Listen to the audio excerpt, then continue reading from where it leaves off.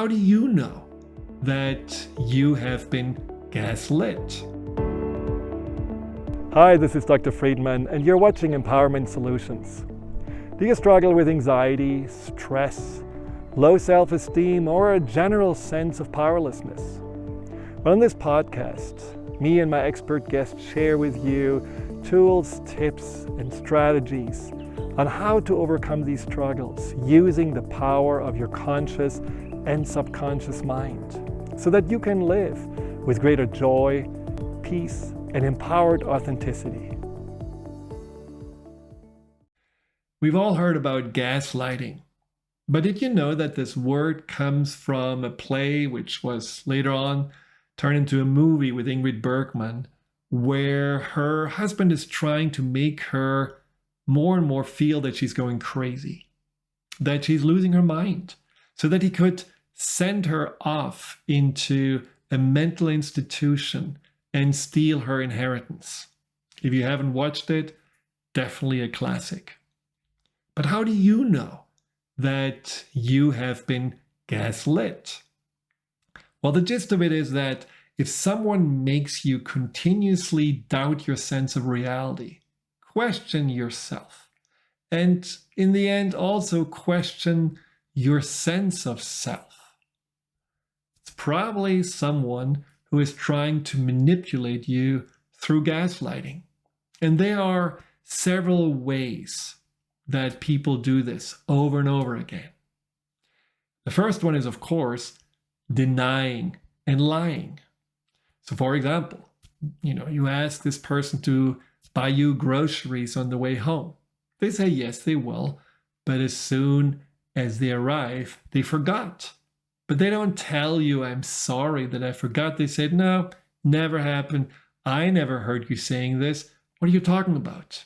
And if those things happen often, naturally you wonder if you just are getting old or if they are just not telling the truth. They also treat you with abusive and degrading language, put you down.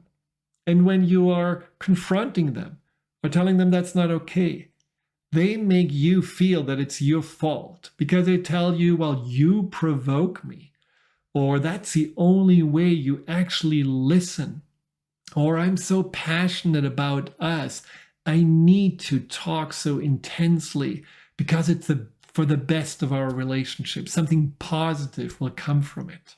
And you get confused. Is it okay to be called names and to be yelled at? Is that normal? Should I accept that? And then they also compete with what you love. Let's say you're training for a marathon, and they always roll their eyes when you put your trainers on and tell you that you're spending way too much time with your hobby, or you love your job or a pet, and they say that you love those more than them. And that makes you wonder, am I a bad partner? Am I not a good friend? And again, the burden falls on you. The doubts are creeping in. And then they sprinkle in some flatter, put you on a pedestal, tell you how special you are. You're the only one who can make them feel a certain way. You just build a little bit of confidence and have a little bit of hope, and then they tear you down and tell you that you're vain, that you're egoistic, that you are just thinking only of how you look and selfish, and call you all the names in the book because they want to take away that foundation that you just started to build, the foundation of self-worth. Again, it's not something that happens only one time. It happens continuously. And you wonder, am I now this good person or am I this horrible person? And if you really listen carefully to what you're accused of, usually these are projections. They can call you liar. They can call you someone who is selfish or someone who is possessive. And that's exactly what they are, but they make you want to believe that this is you and you are the one who has the problem. Now, after a while, you just feel like, I have enough. I'm done. I am out.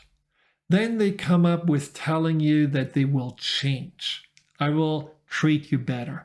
I will, of course, let you have your hobbies, your friends, your pet. I will be more honest and speak more, the truth, and speak more from the heart. And you let them back in, only to find out that the words are cheap and the action never follows.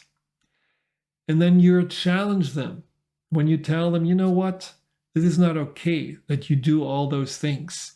And they call you overly sensitive, too complicated, crazy. No one ever wants to be with you. Which, once again, when this is done often enough, makes you truly doubt yourself. Even if you are bringing in friends and saying, hey, my friends are saying that this is not okay, or that you are doing this or that, they are putting the friends down and saying, did you know that this friend is often lying to you? Did you know that they're behind your back talking badly about you? And then you even don't trust those people anymore that you were trying to get help from. And then when you are, again, trying to end the relationship, have a boundary, they tell you that they need you, that you're the only person who really understands them and who can save them. And that the only reason why they have been like this is that they have been hurt as a child, that there is this inner child inside of them that really wants to come out, but it can't, and it gets really anxious, and that's why it closes down and can get angry, because it's only a sign of abandonment. And then they put you into this role of the savior in chief, and you need to now take the responsibility to make it all good. And you tell yourself, well, maybe that's a worthy cause, and when it's really good, it can be really good, so maybe I should just give it a try, because it's true love. And isn't true love really something that we should fight for? They get you, they pull you back in, and the whole cycle starts again. The point is that when you see yourself losing your sense of self, that eventually you also will lose everything that is important in your life. And this is why you cannot let this go on too long. If you feel that someone is manipulating you through gaslighting and is responding to all your attempts for change and boundaries exactly the way I told you, it's time to leave. No matter what they tell you, that you're cruel, that they will hurt themselves, that you are destroying their lives, you have to remember that you have a responsibility to yourself, and that you're not responsible for other people's emotions and for their choices. This is the time then to truly save yourself, because gaslighter and manipulators, they are the energy vampires that once you're completely sucked dry and only a shell of yourself, they spit you out and move on to the next. So watch out and be really clear that they will never give you the love, the support, and the attention that you deserve. Hi, Dr. Friedemann here. Thank you for tuning into my YouTube channel. If you're interested in learning more about fear and anxiety, here you'll find guided meditations, webinars, and interviews with some of the most renowned experts in the field of empowerment. Delve into the over 230 videos and more to come every week.